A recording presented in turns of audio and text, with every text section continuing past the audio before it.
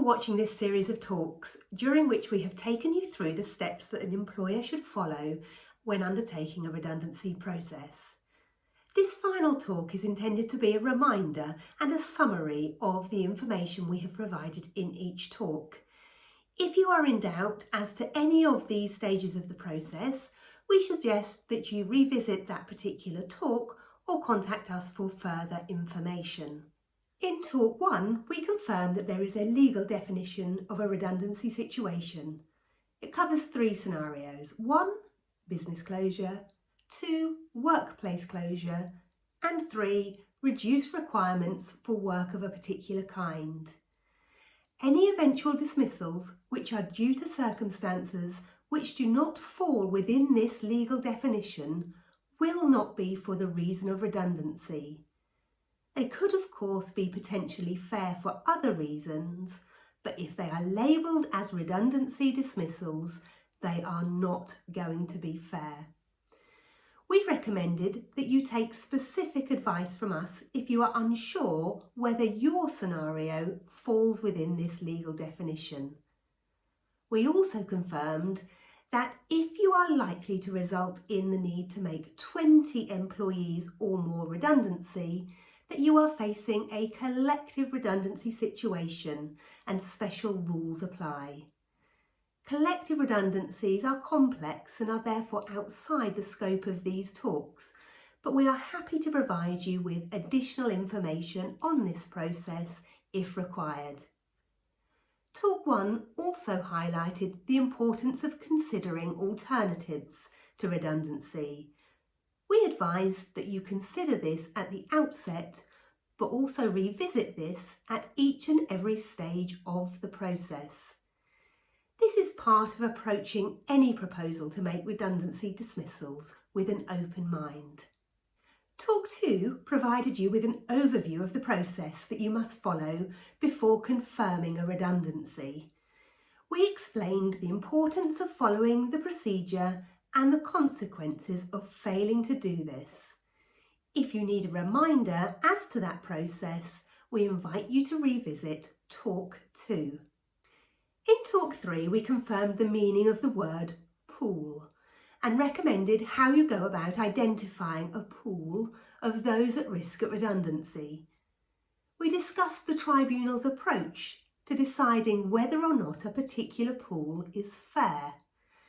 We also discussed that there may of course be more than one fair or reasonable pool. We confirmed that although you should consult with employees as to the makeup of the pool and consider any of their comments, as the employer, you are entitled to come to your own opinion, provided you genuinely, of course, have applied your mind to the question and that you have sensible and fair reasons for your choice of pool. In the second part of Talk 3, we focused on the situation whereby the number of employees in a pool was greater than the number of employees you were looking to make redundant. In that scenario, you would have to come up with a selection criteria to be applied to the employees in the pool. We discussed with you a number of different types of criteria and the importance of the criteria being applied fairly during the scoring process. Examples of potentially fair selection criteria are available for your use.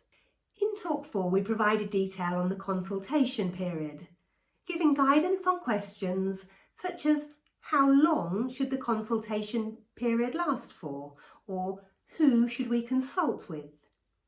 Talk 4 sets out the key steps involved. Following those steps with a willingness to discuss and consider employees' comments or concerns will help to show that you have complied with the obligation to ensure that the consultation was a meaningful exercise, even if dismissals are confirmed at the end of it. In Talk 5, we explored the duty to carry out a reasonable search for suitable alternative employment. This is a cornerstone of following a fair procedure. Failure to carry out a reasonable search can undermine the fairness of the procedure followed to date. The employee's right to a statutory trial period of any suitable alternative role was also discussed. Talk 5 also raised the possibility for an employee forfeiting their right to a statutory redundancy payment if they unreasonably refuse an offer of a suitable alternative role. What makes a role suitable and what makes any refusal unreasonable were explored in that talk. Having followed a procedure to the end, it may well be that you have to confirm redundancies. In Talk 6, we took you through how to communicate the decision to dismiss an employee and the entitlements which arise where employment is terminated due to redundancy. In particular, we looked at notice pay and notice provisions, giving time off to employees to look for alternative work, and redundancy pay. We also reminded you that even following a fair and thorough procedure does not prevent an employee at least trying to bring an employment claim against you. Recording each step of the process in writing will assist you in defending such a claim. By the end of this series of talks, we hope you have a good understanding of your obligations as an employer should you be faced with the need to consider making redundancies.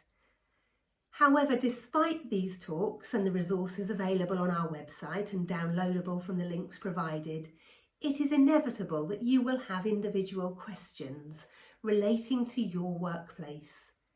If you do, please do not hesitate to get in touch with us.